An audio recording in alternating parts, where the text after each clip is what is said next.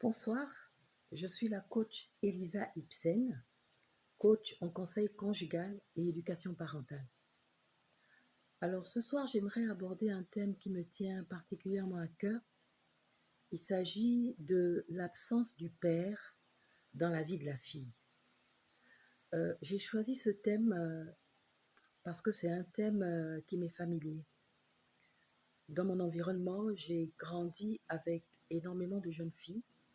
J'ai eu des amis, euh, des personnes intimes qui n'ont pas connu un père pour les guider et pour être avec elles. Alors, le père, ici, le plus souvent, il y a une phrase qui dit qu'un père, c'est un repère. Et c'est exactement ça. Le père, c'est un repère. Le père, dans la vie de la jeune fille, a un rôle crucial. Parce qu'un père, c'est lui qui marque la fille dans le plan émotionnel.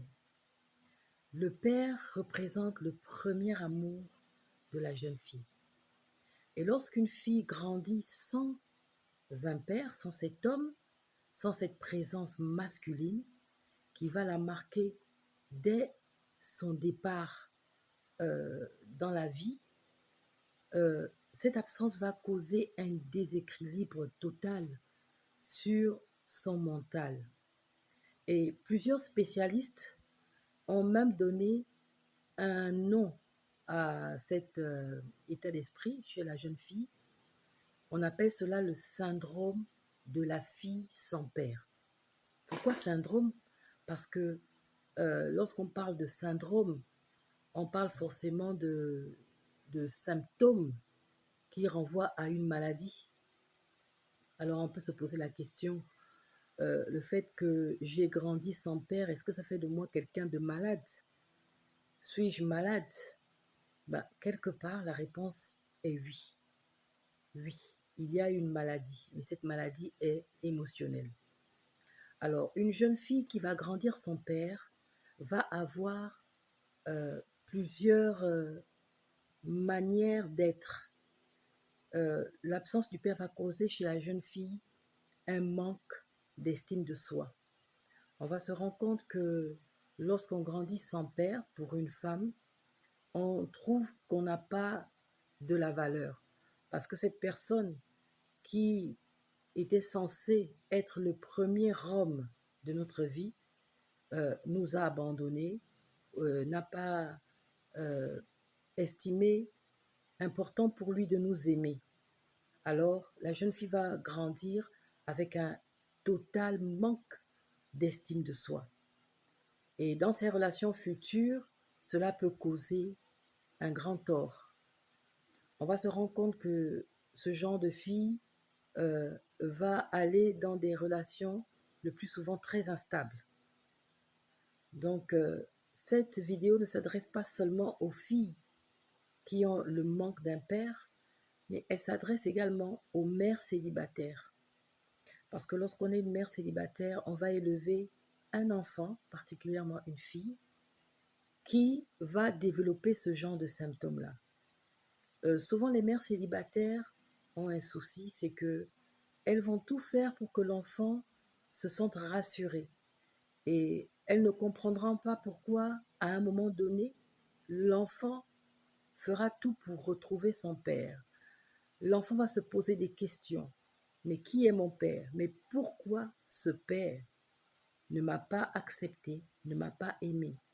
Et souvent, les mères célibataires se sentent déçues du fait que l'enfant ne se sente pas, ne voient pas que la maman est suffisant pour eux. Mais la mère célibataire ne doit pas être déçue. C'est un sentiment totalement normal. En tant qu'être humain, nous venons de deux endroits différents. Nous avons deux informations qui nous sont transmises depuis le sein.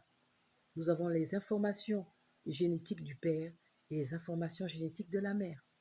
Alors forcément, cet enfant qui a reçu des informations génétiques d'un homme va rechercher cet homme. Et aujourd'hui, j'ai eu une conversation avec une amie de très longue date Et cette amie, c'est une femme accomplie qui a un époux, qui a des enfants. Et on peut dire que c'est une femme heureuse, mais c'est une femme qui a grandi dans l'absence d'un père. Et en conversant avec cette amie, elle s'est confiée à moi en me disant qu'elle avait rencontré à nouveau son père. Mais ce dernier l'a totalement ignoré. Et ça a été une grande blessure. Elle n'aurait pas imaginé qu'aujourd'hui, elle puisse ressentir cela, alors que elle a quand même une belle vie.